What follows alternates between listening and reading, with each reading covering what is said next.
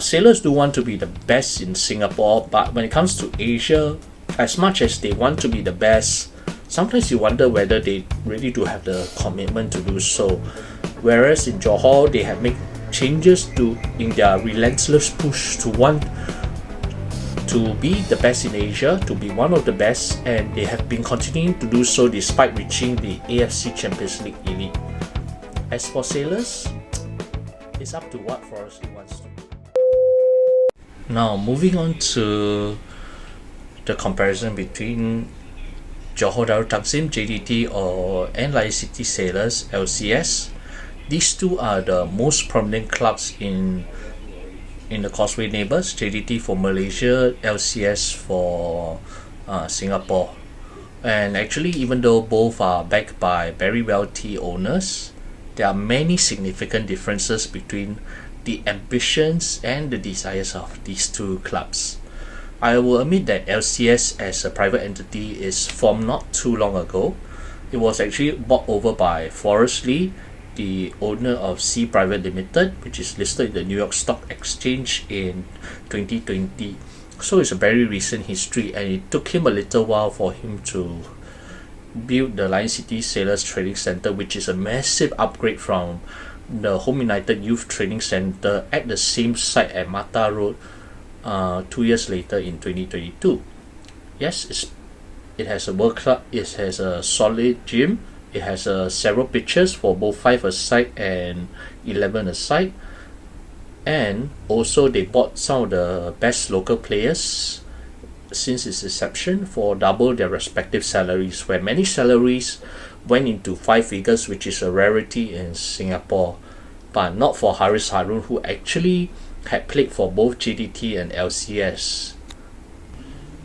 So where I was on Haris Harun, a guy who has actually played for both clubs, while many local players actually earn double their previous salaries, and several of them reaching 5 figures, Haris in his case was a bit of a minor downgrade, because he was used to earning huge 5-figure salaries while he was at JDT, where he led the team to several Malaysian Super League titles and also won the AFC Cup with them in 2015. So he is in one of the outliers where he could see the big differences between the two clubs. But that aside, let's look at what actually separates JDT from LCS, even though there appears to be a lot of similarities. The first lies in the owners. JDT owner Tunku Ismail Ibrahim, or TMJ, he has been very invested at the club since 2013. He has turned them into more than just a regional powerhouse, more than just a domestic force where they are so dominant that usually league titles are already won with several games to spare, but also with a new vision where they push new boundaries, where JDT become the leading flag bearers for Malaysian football at the top of Asian club football, where because of their work and their achievement over those years, I think over the past 11 years or so, JDT single-handedly have pushed themselves, earning a place in the new AFC Champions League elite, where only the best 12 East Asian clubs and the best 12 West Asian clubs compete to see who are really the best of the best in the white Asian continent. So where this is concerned, TMJ is looking beyond just buying the best local players to just dominate Malaysian football, but also look into pushing themselves, stretching themselves. AFC Cup is a major milestone and a major success for their efforts, where their previous efforts to crack into the top of Asian club football reached several stumbling blocks, but they learned gradually through the process. They got high-profile players who were instrumental to that cause. Yes, Pablo Aimar was one of the biggest catchers for JDT in 2014, but it was his fellow Argentinian teammate Luciano Figueroa who was instrumental in leading JDT into the final and winning it. With his unselfish play and ability to hold off the ball, and willing to work together with local teammates who were not used to the level of football that he had been exposed to. And with that, JDT were able to move on with different signings as to push up the quality of their own playing squad. And also the crucial element is the nurturing or the development of newfound local talents. First, it was Arif Aiman, before Arif Aiman there was Shafiq Ahmad. There was also another local player who I've forgotten, but Arif Aiman is now the hot favourite. I mean, he wasn't discovered by the Malaysian sports school, but actually was nurtured by the best coaches in the Johor Academy. I mean, beforehand there was Fazli Mazlan as well, who also came through the similar route. But Arif Aiman has been phenomenal, even with starting 11 with 9 foreigners in the Champions League. He proved that he was up to the task. He was more than level in his ability with the foreigners, and the legacy is not just fielding the best players available by just merely through import signings, but also pushing to be as good as what the Chinese clubs, the Korean clubs, and eventually even the Japanese clubs can offer in terms of technical ability, in terms of tactical expertise. And TMJ is not going to waste any expense he will put on great expense to try to push JDT to greater heights in Asia. This is where you can see the difference in ambition, the desire of JDT to show that Malaysian football can do it. Malaysian football can push new frontiers in Asia after the periods of decline in between the 90s and before the 2010s. Now moving on to Sailors. Actually what we are seeing right now is they are dominant at the top of the current Singapore Premier League, but it has not actually been the case since their formation after succeeding Home United and becoming the first and only privatized club in the country. So what we are actually looking at is they have one of the strongest squads in the domestic Singapore League, but it's also down to the weakening of their main rivals, Albrechts Niigata Singapore, who actually managed to outdo them with a squad of Japanese college players who unfortunately many of them are not likely to make the grade in any of the top 3 divisions in the Japanese professional league. But their ability was so good that even on the cheap they were able to outdo and outlast the Sailors. And actually questions has to be asked. How about the foreigners they have? The foreigners they have signed in the course of their history are actually one of several of the more expensive ones. However, they were actually unable to always replicate. I mean, under Kim Do-hoon, they were able to achieve their only Singapore Premier League title they have won since their reformation as the present iteration. But the real issue is, after Kim Do-hoon, who can do the job? Sailors, while JDT have their change of coaches, but it's usually done with the aim of actually usually wanting to push to a higher quality of training inside JDT, while for Sailors it's more like a case of what Forrest Lee can himself get out of it. So in comparison to JDT, actually the biggest signing that Lion City Sailors got was former World Cup player Kim Shi-wook from South Korea, and he came because Kim Do-hoon was also the coach of the squad. And unfortunately, sometimes Lion City Sailors was more about a bit of face as how our local football culture is known. So they took an excuse to actually sack Kim Do-hoon, who was actually delivering the results, due to a touchline altercation with Farudin Mustafic of Tampines Rovers back in, I think, 2022, if I'm not wrong.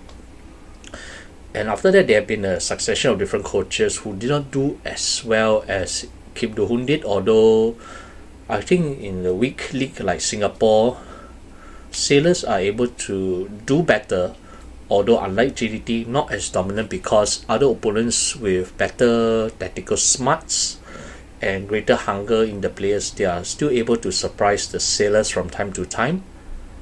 And actually one of the major differences is actually in the hiring of the imports.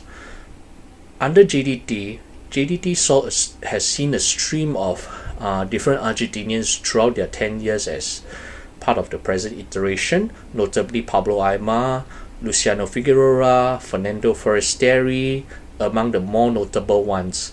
And these are all mainly done by their director of football, Martin Press, who has been instrumental in bringing these quality Argentinian players, whether they are previously based in Europe or predominantly they have been playing in the Argentinian top division.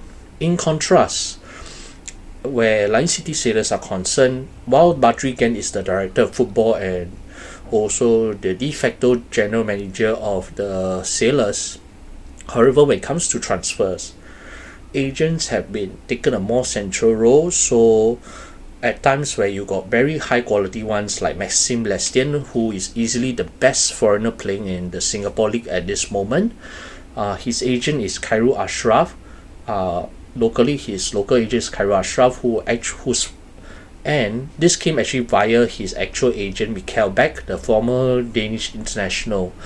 And Khairul Ashraf has been instrumental in bringing quite a number of other foreigners into the Sailors, but also recommending foreigners into other clubs.